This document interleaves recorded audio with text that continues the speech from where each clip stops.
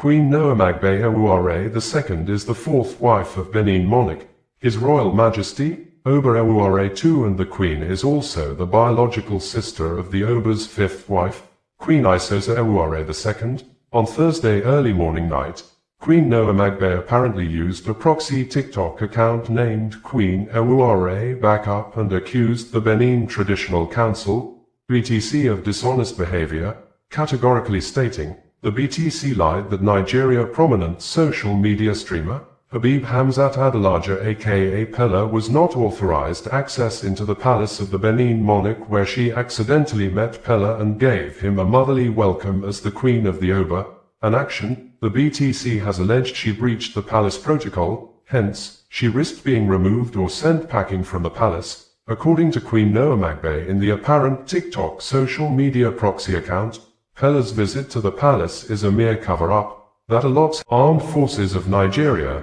AFN has stated that its men resisted and pushed back a group of Islamic State of West Africa province, ISWAP fighters at Malam Fatori area in the Abadam local government area of Borno State early morning on Wednesday, after the ISWAP fighters launched a simultaneous 5 multiple and separate offensive attacks against the troops of the Joint Task Force, Northeast Operation Hadankai. The Nigeria Army supported its press release with a video of dead bodies of the suspected terrorists, some of whom, according to the military authority, were well-known ISWAP commanders who led other terrorists to carry out the attacks. Lieutenant Sani Uba, the media information officer, Joint Task Force, Northeast Operation Hadankai, in a press release issued a few minutes ago, noted that Niger Republic Air Force supported in the killing of the terrorists and other offensive military actions that finally forced other surviving terrorists. Nigeria Military Authority has placed the citizens and residents in the West Africa country on a high alert over increased security threats in the country, following apparent multiple suicide bombings on Monday in the northeastern state of Borno State, wherein the Nigeria police force confirmed 23 people were killed and 108 other persons sustained injuries when bombs exploded almost at the same time at 3 different locations in Maiduguri, the state capital, at locations which included the post office area, Monday market access, and the entrance to the University of Maiduguri Teaching Hospital, UMTH, during the period of iftar, breaking of fast,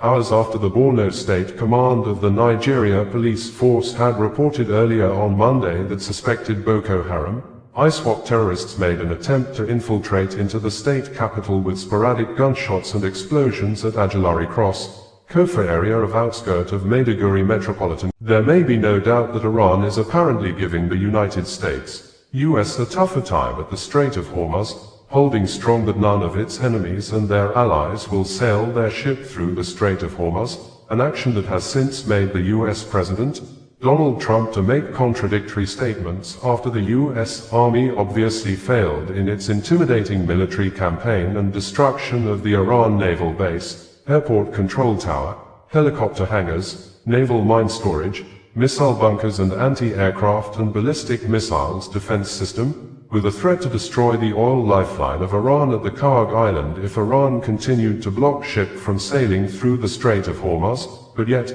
as at the time of filing in this report today, Iran remains deviant to US threat, with close watchers saying, Iran may not fight a traditional normal naval war with the US Marines, who are currently on a high speed traveling from their base in Japan to the Strait of Hormuz, of which there may be no doubt that the year 2026 may not be a year of good record for some men and women of the armed forces of Nigeria. AFN, as multiple reports and official statements have confirmed that some numbers of Nigeria soldiers have been killed by Islamic State of West Africa Province, ISWAP, since the beginning of this year. Thus, the multiple reports suggest more than 180 Nigeria soldiers may have been killed in just 73 days into this new year 2026, which further indicated that an average of 2 to 3 soldiers are being killed daily in Nigeria by the ISWAP terrorists, who appeared to have increased the daily offensive attacks on Nigeria soldiers since the US-Israel joint war against Iran began on February 28, 2026.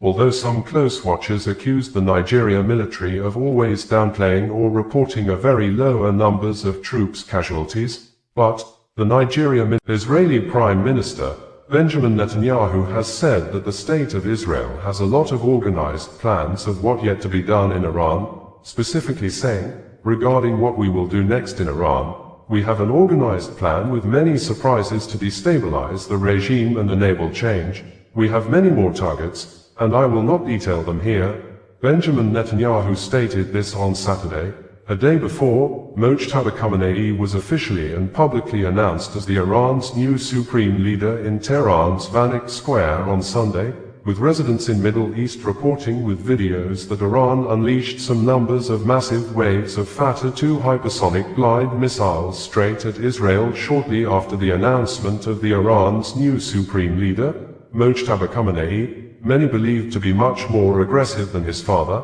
Ayatollah Ali Khamenei. The announcement of the new supreme leader was made known after days. The US President, Donald Trump's Foreign Minister of Iran, Abbas Araghchi, has said that Iranian soldiers are currently waiting for US ground troops to invade Iran, saying, the Iranians are prepared for any scenario. According to Araghchi, Iran is confident that its soldiers can confront US ground troops, and if the United States actually decided to begin ground troops invasion in Iran, it will be a disaster for the US because we know we can handle them, adding, Russia and China are supporting Iran in the ongoing war with the US and Israel politically and otherwise, and shortly after the Iran foreign minister made this known in an exclusive interview with NBC News Media on Thursday, the US Secretary of War, Pete Hegseth, visited the US Central Command, CENTCOM headquarters at MacDill Air Force Base in Tampa area of Florida apparently for a high-level briefing and next plan of action discussed with the CENTCOM commander, Admiral Brad Cooper. This, local media in Iran reported on United States President Donald Trump in a nationwide broadcast issued a few hours ago over the joint Israel-US military actions in the sovereign nation of Iran, has said that many Iranian soldiers are willing to surrender in order to save their lives, but the offensive US-Israel military war or combat on Iran continued, saying the joint military operations codenamed Operation Epic Fury has destroyed hundreds of Iranian targets since the military action began on February 28, 2026, including the killing of the Iran supreme leader, Ayatollah Ali Khamenei, and the new joint war against Iran has resulted to the killing of more than 200 Iranian civilians and military personnel, with thousands of people injured, while over 12 persons have been killed so far in Israel, with estimated 500 people sustaining injuries, and the war has forced Iran to launch counterattacks on US military bases in Bahrain, United States. US government under the leadership of President Donald Trump has ordered its citizens out of Lebanon, with the non-emergency citizens specially warned to avoid traveling to southern Lebanon, although the US Embassy in Beirut never mentioned Israel and Hezbollah possible new war in the Middle East as the reason for its action. But there are strong indications that the American government took the decision because of the possible military conflicts in the region. According to the US government, it do not want America's citizens to travel to Lebanon due to crime, terrorism, civil unrest, kidnapping, unexploded landmines, and the risk of armed conflict, stating that some areas, especially near the borders, have increased risk, while information available on Monday indicated that Hezbollah is preparing to resume retaliatory strikes against Israel by rejecting US ceasefire deal as Israel Defense Forces, IDF continued airstrikes on Beirut. Nigeria police force under the leadership of the Inspector General of Police, IGP Kayode Egbetoken, has kept mum since a video went viral on social media platforms, wherein allegation of bringing people illegally to settle inside forest in Edo State was made against the divisional police officer. The DPO, who is currently serving at the divisional police headquarters at Ugboha community in the Essen Southeast local government area in the state, a state that have witnessed rampant cases of kidnappings in recent time, especially since the beginning of this year, despite the fact that the Edo State governor, Monday Okpebholo has executed the destruction of numbers of houses or properties of apparent innocent landlords or people who may not have direct connection with the crime. It may be recalled that early 2025, the governor demolished a residential property on College Road simply because it was linked to a kidnapping gang operating in the Aduawa. A day after the Edo State Commissioner of Police, Monday Agbonika personally led troops of joint security operatives at the dead of the night to launch offensive attacks against kidnappers in the forest. The commander, 4th Brigade of the Nigerian Army, Brigadier General Ahmed Balogun, also personally led troops of joint security operatives to the kidnappers' hideouts and launched massive military clearance and offensive actions against kidnappers. Both security operations led to the arrest of several suspected kidnappers allegedly caught in the act inside the bush,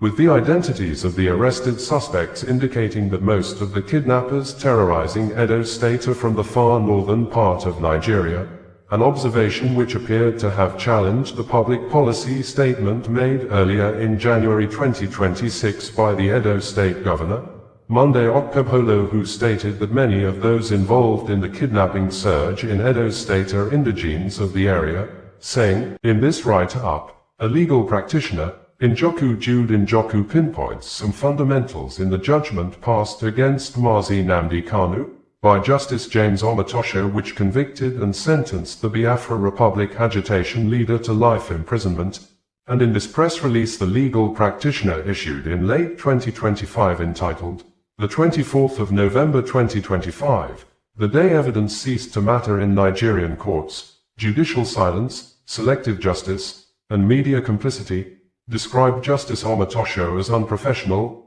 stating that, the most dangerous aspect of the judgment delivered by Justice James K. Omotosho is not merely that it reached a foreordained conclusion, but that it did so by deliberately suppressing evidence he already admitted on record in his own court, thereby converting adjudication into a procedural facade. This was not an error of law or an oversight of fact. It was a calculated refusal to engage with bringing you the news in a more digital way.